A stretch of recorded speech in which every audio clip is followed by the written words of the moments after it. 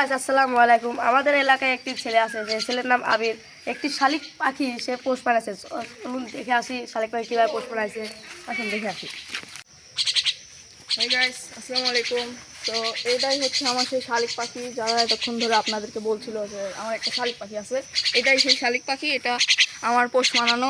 এটার বয়স হচ্ছে প্রায় 1 মাসের একটু বেশি। তো এটা আমি ফার্স্টে পেয়েছিলাম একটা গাছে। রাজ অনেকেই চেনেন বা অনেকেই চেনেন না।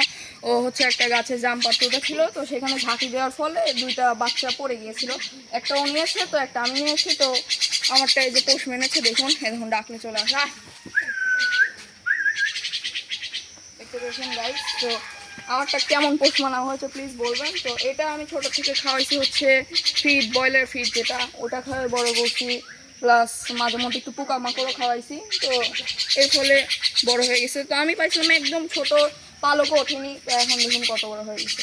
তো আসুন আমরা রাজেরটাও দেখি। দেখুন আমরা রাজের কথা বলছিলাম, তো রাজ আমার পাশে আছে। চলুন ওর মুখ থেকে আমরা শুনি। আসসালামু আলাইকুম গাইস। এই যে ও এতক্ষণ ধরে যে কথাটা বলতেছিল সেটা সত্যি। আমি জাম পাড়তে গিয়েছিলাম, জাম পাড়তে গিয়ে জাম গাছে ঝাঁকি মারিছিলাম, এই জন্য 2টা শালিক পাখি পড়েছিল টাঙ্কির নিচে। তো একটা বড় একটা ছোটোটা ওর দিয়েছে, আর বড়টা আমি নিয়েছি। ওরটা সুপার টেম, আমারটা নর্মাল টেম। এখন ওরটাও কী টেম করতেছিস?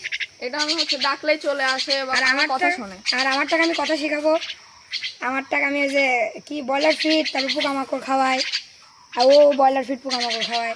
মানে ও ব্রয়লার ফিড খাওয়ায়, আমিও ব্রয়লার ফিড, মানে ও যেগুলো খাওয়া আমি সেগুলো খাই। তো ও মেনলি হচ্ছে শিকারি করছে না, ও মেনলি হচ্ছে কথা শেখানোর ট্রেনিংটা করছে। কিন্তু আমারটা আর কি শিকারি হয়ে গেছে। আমারটাও কথা শিখবে, কিন্তু আমারটা শিকারি প্লাস কথা শিখবে, ওটা শিকারি হবে না কিন্তু কথা শিখবে। তো এই তো গাইস, আসসালামু আলাইকুম।